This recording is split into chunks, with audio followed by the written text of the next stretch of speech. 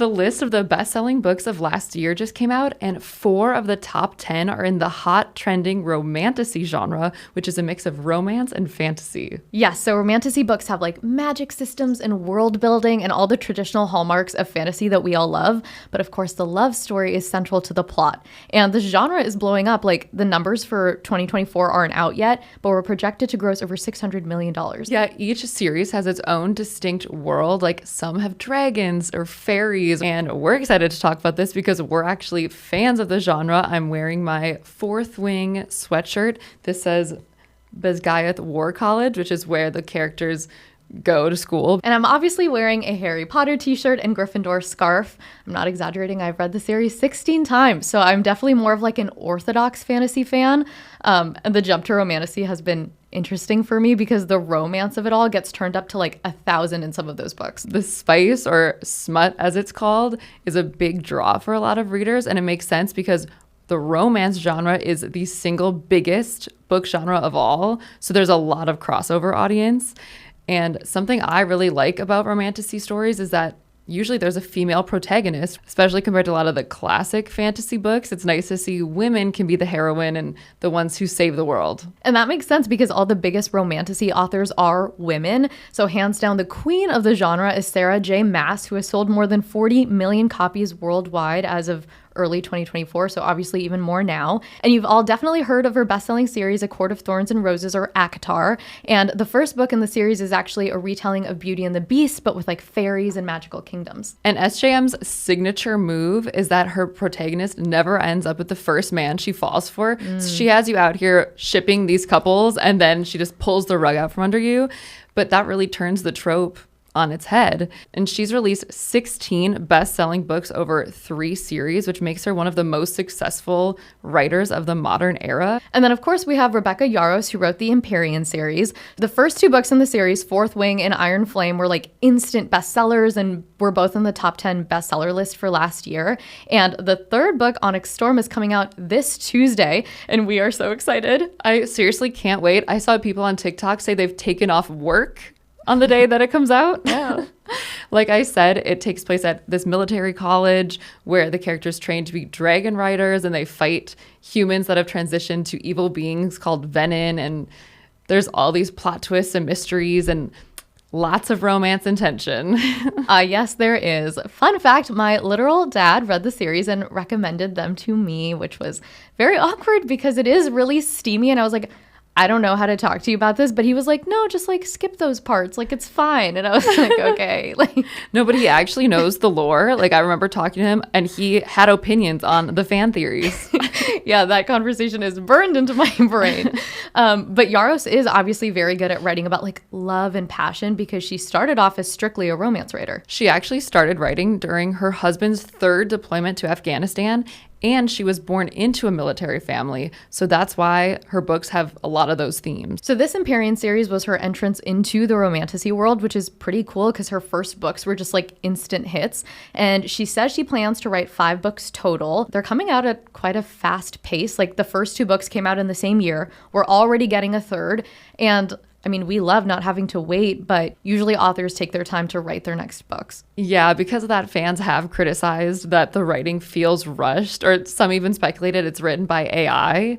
But others think it just reflects the pace of the publishing industry and how they push their writers to go for quantity over quality. Yeah, people clearly want more. And so Amazon MGM Studios bought the rights to the series and has already started working on like making a TV show. And one of the main reasons all of these Romantasy series have such a devoted fandom is thanks to Book Talk, which is the book corner of TikTok. Yeah, it's the most popular community on the platform. It like has done better than like Car Talk or Movie Talk and has over 300 billion views, which is crazy. And one of the biggest sectors on Book Talk is, of course, Romantasy. So to learn more about the Romantasy phenomenon and chat all things Onyx Storm, we spoke to digital creator Sarah the Book Fairy, who has over 500,000 followers on social platforms and organizes Romantasy retreats around the country. So first, Sarah, how did you get into Romantasy and how did you become a creator in the space? I was working in like the health coaching, life coaching kind of space, and was like, after a while, I was like, this feels kind of obsessive and exhausting. So I figured that I needed to read for fun again because I read fantasy a lot as a child. Like I was a huge Percy Jackson kid. And then one of my friends was like, you should read A Court of Thorns and Roses.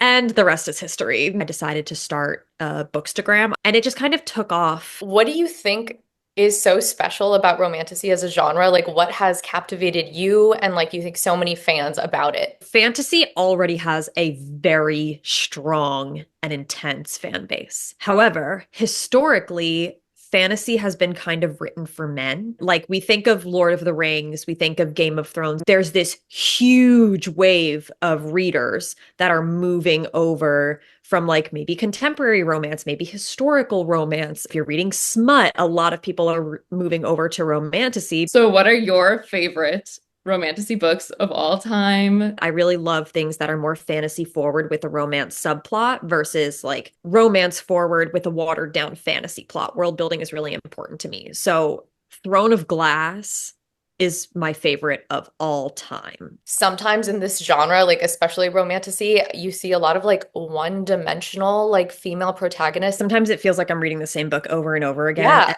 like, can we get a different male protagonist than one who's like a morally gray shadow daddy who's constantly self and is always hitting on the female main character in like a super sexual way? Do you have like a rundown of what of your favorite series are going to become like movies and TV shows soon? It terrifies me because I'm so scared they're going to ruin Ruin them. it? Yeah. The only one that I would be cool with is if the producers of Game of Thrones picked up Throne of Glass for an HBO series. Anything else? No, thank you. I don't want to see Rhysand winnowing on TV. I'm good.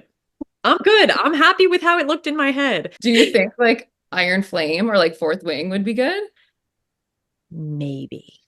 The mind speak is honestly going to be the thing that is going to be the weirdest because like how is that going to translate to screen and is it going to be corny and goofy looking? Harry Potter did the mind speak well, like when like Voldemort's voice is in his head. good. Yeah. And like Twilight, when the wolves are talking, it's so cringe. It's like it could go one or the other. It can. And even in Harry Potter, they had moments where like Harry was seeing flashes of Voldemort and Voldemort just going like, bleh, like Yeah. And when he's wearing like a pinstripe suit, like at the train in the station, train. that scared me as a kid. So my best friend Clara did your ACOTAR retreat in Washington State and had the best time. We know you organize these retreats. Like, can you tell us about them? I'm the co-founder of a company called Forest and Fawn. So our mission statement is like we help bring together lovers of fantasy and fairy tale. We pick a different fantasy book or fantasy series, and we essentially have a weekend-long book club for it. So we sell tickets, we have activities, we, go to a different location. And then beyond that, we started doing fantasy writing contests. So we run those every few months and we give cash prizes to the winners. And we just opened an online membership community for readers all over the world. So you must have spoken to like thousands of Romantasy fans at this point. I think fantasy fans are some of the most special people on the planet. I think that it's a beautiful thing to be able to love another world so deeply and like haven't stopped believing in magic. The escapism, the creativity, the fandoms, you don't get that as much with other genres. Did you see like a new kind of wave of Romantasy fans being brought into the fold from the Empyrean series? It's a gateway for a lot of people. What I've noticed is that Empyrean fans, there's like an extra layer of passion and intensity. They're at a war college. Everything is very intense. How does the Empyrean series stack up against other Romantasy series that you've read? I really love it. I felt like it was a little chaotic. In comparison to other books where I didn't feel that way, I've bumped it a little bit lower on the list, but I still devoured it. I still ate it up. So let's talk Onyx Storm theories. What are your predictions? What do you think is going to happen? One thing about me is I've never come up with a theory in my life, but I did hear some very cool theories from our retreat guests. And the one that I'm sticking with, Violet's father is Malik. Hear me out. Hear me out. So the looks of confusion matched my face when I first heard that theory as well. Is that the god of death? I mean, spoilers ahead for anyone listening. Yeah. But in Iron Flame, when Liam visits Violet when she's being tortured, he says that it's a gift from Malik. The other thing is that Andarna alludes to knowing Violet's father, and she doesn't hatch until like right after he dies, essentially. Interesting.